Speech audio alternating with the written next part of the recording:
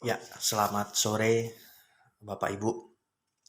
Jadi saya buat video ini itu menanggapi beberapa bulan terakhir semenjak pandemi ini, beberapa orang datang ke saya. Itu mereka konsultasi terkait kartu kredit. Nah, kartu kredit, kenapa kartu kreditnya? Rata-rata seperti ini Bapak Ibu. Mereka kerja, terus punya kartu kredit, terus karena pandemi akhirnya mereka kehilangan pekerjaan, kehilangan penghasilan, terus nggak bisa bayar kartu kredit. Ah, sebulan, 2 bulan, akhirnya macet. Nah, ketika macet itu, udah pasti mereka akan ditelepon pertama sama bagian DC debt collector. Kalau ditelepon tetap nggak bisa, lanjut ke debt collector. Debt collector itu akan datang ke rumahnya. Nah, ketika didatangi oleh para debt collector ini, mereka stres. Mereka pusing sendiri gimana cara menghadapi debt collector. Akhirnya datang ke saya, konsultasi. Mas Ori, ini gimana solusinya? Kira-kira seperti itu. Nah, saya share di sini semoga bermanfaat buat Bapak Ibu sekalian kalau mengalami hal yang sama. Nah, ketika kita mengalami masalah kartu kredit, kredit macet, biasanya tuh mereka pertama tetap bayar minimum payment. Minimum payment tetap dibayar. Nah, terus sampai akhirnya dia nggak bisa bayar lagi, stop gitu. Nah, kalau saya bilang, kalau memang sudah nggak punya penghasilan, terus cuma bisa bayar minimum payment, mending nggak usah bayar minimum payment sekalian. Mending nggak usah bayar. Loh, ntar didatengin debt collector, ya pasti didatangin. Terus BI checkingnya nanti jelek. Memang kenapa kalau BI checkingnya jelek? BI checking jelek itu kan tandanya kita nggak boleh ngutang lagi. Kita stop buat berhutang. Udah itu aja. Kita nggak jadi hitam. Kita nggak jadi belang-belang karena BI checking. Jadi nggak usah takut. Kenapa BI checkingnya jadi jelek?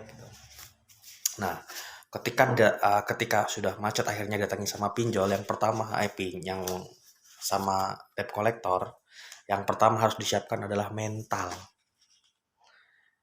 Kenapa mental?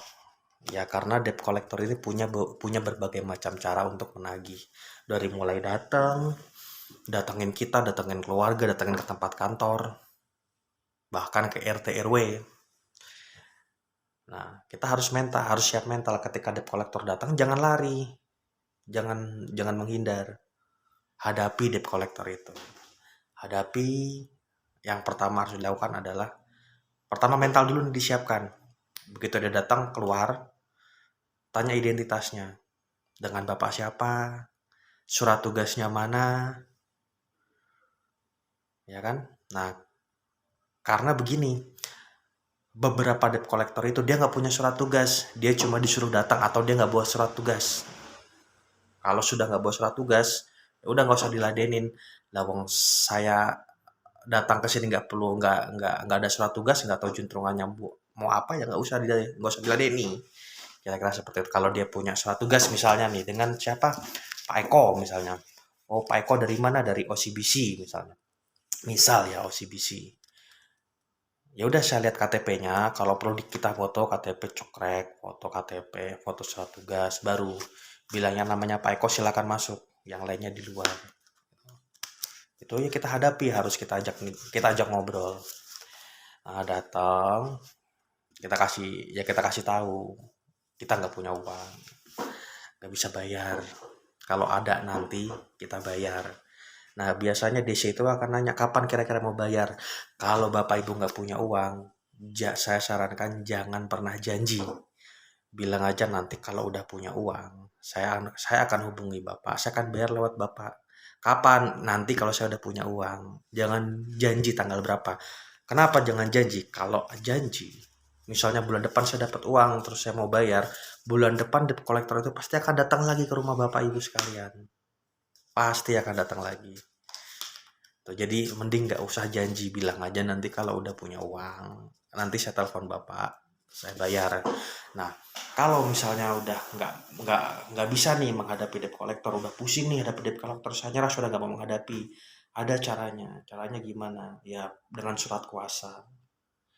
Kasih surat kuasa, nanti debt collector itu diarahkan ke alamat kantor kuasa hukumnya. Apakah itu ada biaya? Ya pasti ada biaya. Karena ketika debt collector datang ke kantor pengacara, itu pasti dia akan kita akan kita treatment. Artinya nggak mungkin kita langsung usir, kita ajak ngobrol, ya kan? Nah, terus kita buatin minum, ya kan? Nah, itulah biayanya. Nah, terus telepon juga, dia pasti akan teleponnya ke kantor. Kita punya staff admin yang akan menghadapi itu. Dan itu harus kita gaji, pasti ada biayanya. Gitu. Nah, itu kalau misalnya memang sudah benar-benar tidak mampu menghadapi debt collector, sudah pusing nih, udah ruwet nih kan. Nah, terus yang kedua, kalau memang nggak bisa pakai advokat, nggak bisa ngasih kuasa atau tidak mau mengasih kuasa ke kantor hukum, itu kondisikan orang-orang sekitar. Kenapa harus dikondisikan? Karena debt collector itu pasti mencari siapa orang-orang terdekat yang bisa mereka datangi. Misalnya orang tua, istri, kakak, adik. Mereka akan datangi, kita kondisikan mereka. Kita kondisikan, kita kasih tahu saya ada masalah kartu kredit, saya nggak bisa bayar. Kalau nanti debt collector datang, bilang nggak ada urusan. Kan yang utang kan dia, kenapa ke saya? Nggak ada urusannya sama saya. Suruh pergi. Gitu. Lalu utangnya sama siapa kok nagihnya ke saya kan gitu. Nah, terus kalau misalnya debt collector nanya, bisa nggak ngasih tahu ke kakak, adik, anak, bilang aja nggak bisa. Silakan cari tahu sendiri. Lawang kamu ngasih ngutang ke dia sendiri, ya kan? Nah, kira-kira gitu. Nah, terus kalau sudah dikondisikan, kartu kredit ini kan nggak ada jaminan, jadi nggak usah khawatir, nggak akan ada barang yang disita. Beda cerita kalau kita fidusia. Kalau kita fidusia berarti ada kendaraan yang kita jaminkan sebagai utang. Kalau kita nggak bisa bayar kendaraan itu bisa dieksekusi. Nah, kalau kartu kredit kan enggak. Kartu kredit ini benar-benar nggak ada jaminan. Jadi nggak usah takut ada barang yang tersita. Beda kartu kredit sama hak tanggungan. Hak tanggungan berarti ada aset benda tidak bergerak, benda tetap yang memang kita jaminkan sebagai jaminan pelunasan utang-utang kita. Nah, kalau corporate kan enggak. Jadi kenapa takut ya? Nggak usah takut, cuma BI checking doang. Toh tanpa BI checking pun kita masih hidup, kita masih bisa makan. Begitu kan? Nah, terus ketika tadi kan kita bilang sama debt collector, ketika debt collector datang ke tempat kita bilang, saya akan bayar ketika ada uang. Nah, ketika ada uang kita harus berhitung. Misal, tagihan kita 10 juta atau 100 juta. Nah, ketika kita punya uang 70 juta atau 50 juta. Nah, daripada buat bayar cicilan, mending kita minta pelunasan khusus. Kenapa minta pelunasan khusus? Karena di situ terdapat potongan bunga yang cukup besar. Selain itu, BI checking saudara-saudara yang tadinya sudah jelek bisa jadi hilang ketika sudah pelunasan khusus. Gimana caranya pelunasan khusus? Pada video selanjutnya akan saya ceritakan.